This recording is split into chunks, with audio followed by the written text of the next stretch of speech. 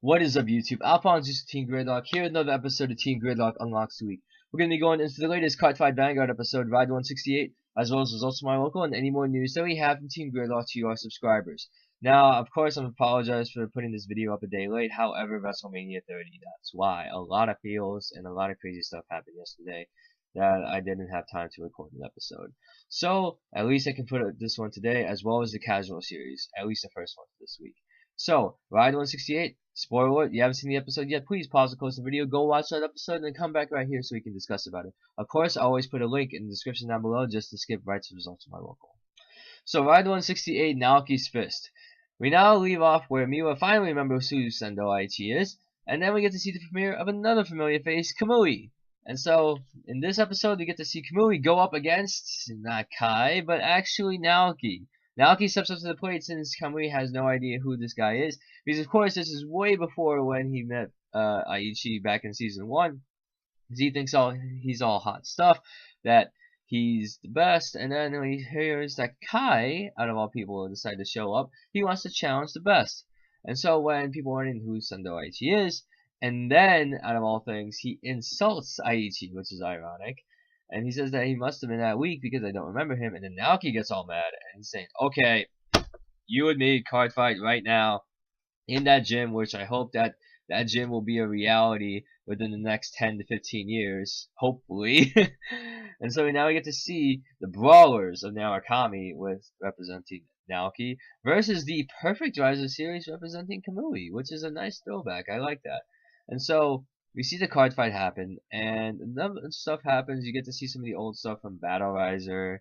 You get to see some of the brawler stuff that happens. It's a nice way to, give a nice throwback to at least the Extra Booster 1 comic style. And so, of course, Naoki is trying his best to make Kamui remember, because so far it's usually been Kai doing the job of helping people remember who Sendo Aichi is, and it's been, a tough road because Naoki, since he was the first person to remember who Aichi was, and now that he's starting to be in the driver's seat now, trying to make people remember, it seems that it's just a little bit of deja vu. But of course, Naoki was supposed to be kind of like the Kai figure in season 3, but of course, nobody can replace Kai.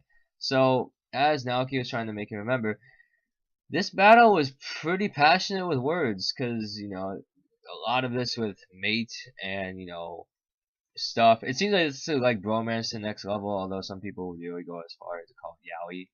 And it's nice though, because then the thing is though, it seemed like Naoki's tactics wasn't really working, especially by the time they rode to grade 3, because you could see Kamui's face was starting to feel like, maybe I should remember this guy.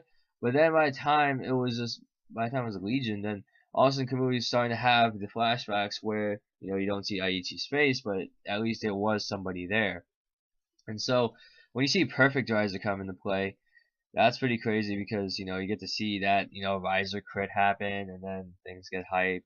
And thing is though, throughout the fight he was only leaving everything up to the front row, which is strange. But of course, with Perfect Riser you need a Riser on board, or else that Riser drops down to a 9k, and that's not good at all.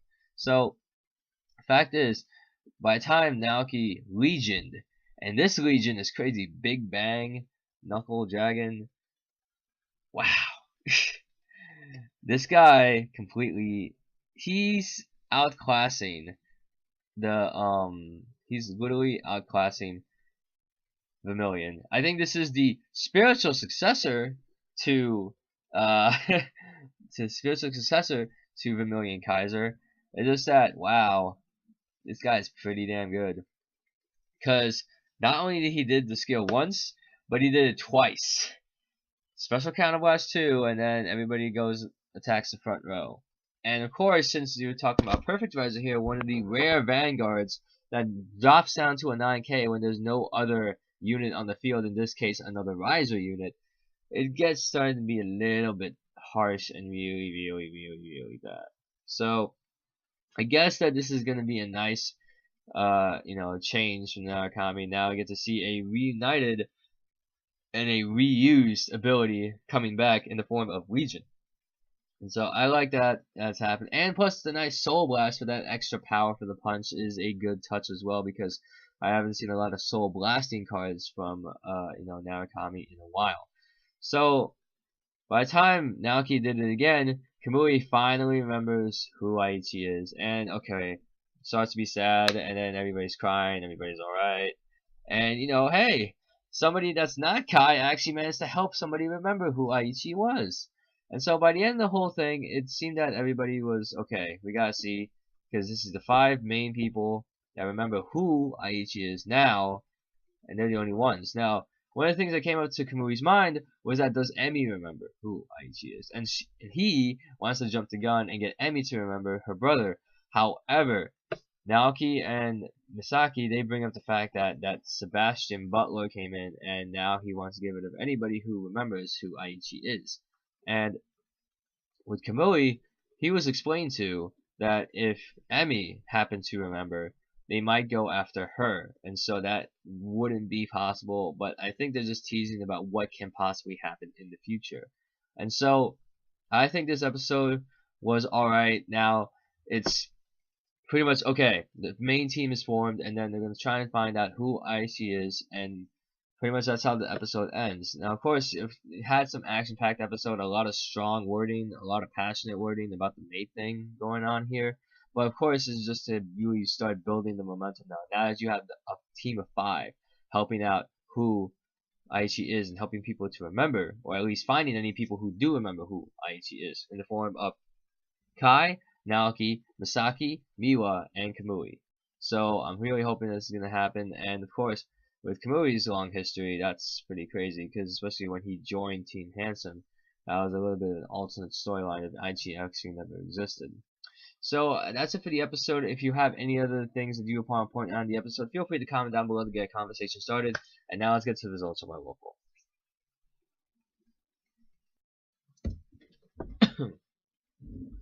So I got a lot of things to report on, especially the fact that it's been a sneak peek weekend, so it's been a long time for tournament results.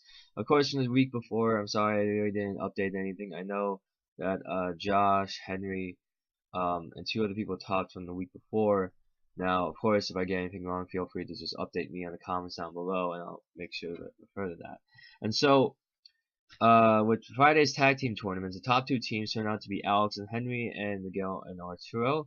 Of course, Alex and Henry were doing the classic Revengers and Naokami reverse combo of just retire and control and just kick you to mass. I know that Miguel and Arturo, I think they were playing Revengers and Angel Feathers, I think. If not, then I think it was Naokami. So the tag team tournaments, I think there was 6 teams that entered. It was pretty alright. 6 teams is a good amount for a tag team match, tag team tournament actually. And so let's get to the Saturday, where it's a big day for the sneak peek. There were actually 2 tournaments that happened today. One for the sneak peek earlier, and another one for the sneak peek, a buddy fight tournament, a card fight Vanguard tournament, all in one day. It was pretty much 8 to 9 hours I spent there. It was literally that much time. So I guess what happened was, in the sneak peek tournament, there were about 7 of us. There was Rob, Joe, Frank from Team Dark Matter. There was Ian, John, Jason, and myself from Team Gradelock. So it was pretty much like a team, kind of a team battle in a way. So with the draft, how it went off, the $20 sneak peek and the $20 sneak peek will be uploaded, in the sneak peek pack opening. Also, I'll upload that today, and maybe I'll just delay the casual series for later on, just so I don't put everything in one day. Now, the first thing I want to do is the draft mode.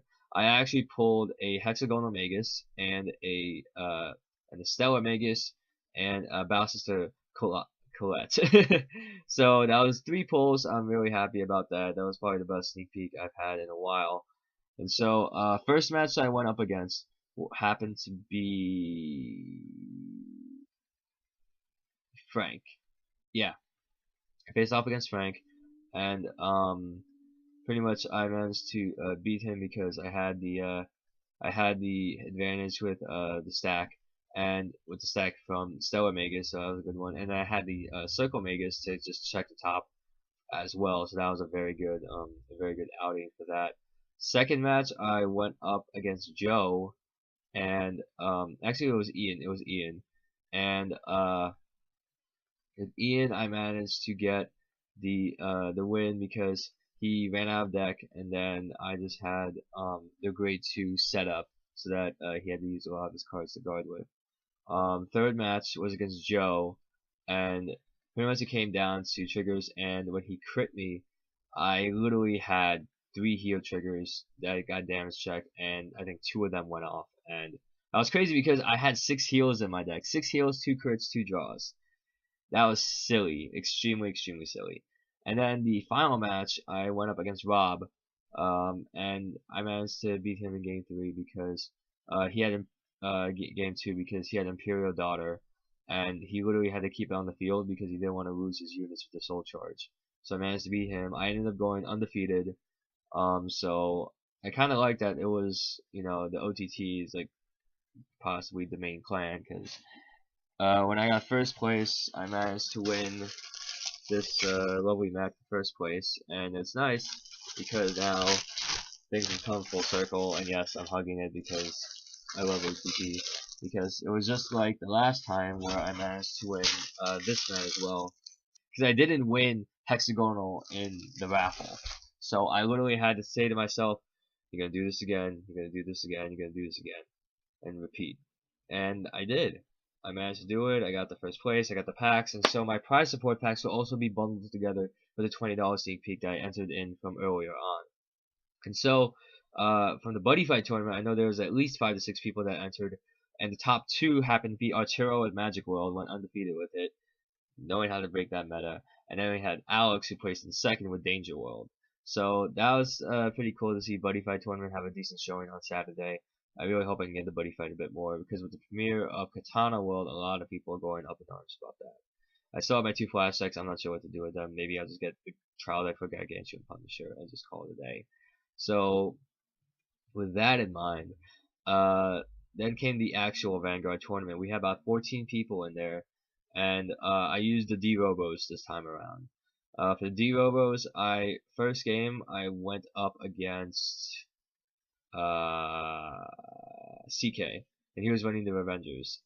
I just managed to get the pressure with Dai Kaiser's Break Ride, because he didn't have enough to guard with, and also utilize Raging Form's skill the turn after. So I managed to get the crit to make it 3 damage. And then I had the second match. I went up against Rob. He was running Jewel Knights, and he had board control. I couldn't really get rid of his hand because he was consistently using Salome's skill to make sure that he has board presence. And yeah, board presence in Vanguard is extremely scary. You know, the only thing I can really get out of that is either Gradelock or Trigger Sacking. So I lost that match. The third match I went up against. Yeesh, I'm trying to remember. there were 4 matches definitely. The third match, I think I went up against somebody. I'm trying to remember who, but it was just hard. It was a hard match overall because I had to really get Dai Kaiser's skill in, but I won that third match. And in the fourth match, I went up against one of the friends of Precise. He was actually featured in a casual series from last week or 2 weeks ago. And I managed to get the Dai Kaiser's skill and go completely broken with it because I had him at 3 damage. I did the break ride with Great Dayusha, so he had 3 damage on deck. He only did 1 perfect guard. He was running the end cross ride, and I managed to get grade 1 check under my first, and then the second swing drive was Great Dayusha, and so I retired the perfect guard, take 3 damage, and I won. So I managed to go 3-1. I managed to top 4, so I got prize support for that. So far with my Magus deck, I just need 2 more break rides, 2 more perfect guards, and just yeah, I think that'll be it because I got all the other things I needed for the sneak peek, honestly. So I'm really stoked about that I managed to top. The other 3 people that topped with me were Henry, Rob, and Arturo. Henry was running the Revengers. Arturo was running, I think, the Naoki or Revengers as well. And then you had Rob with Jewel Knights. So it was an interesting one seeing Naoki, Revengers, the Benson Police top 4 at the game on local. So I thought that was pretty cool. Yeah, and those would be the local results.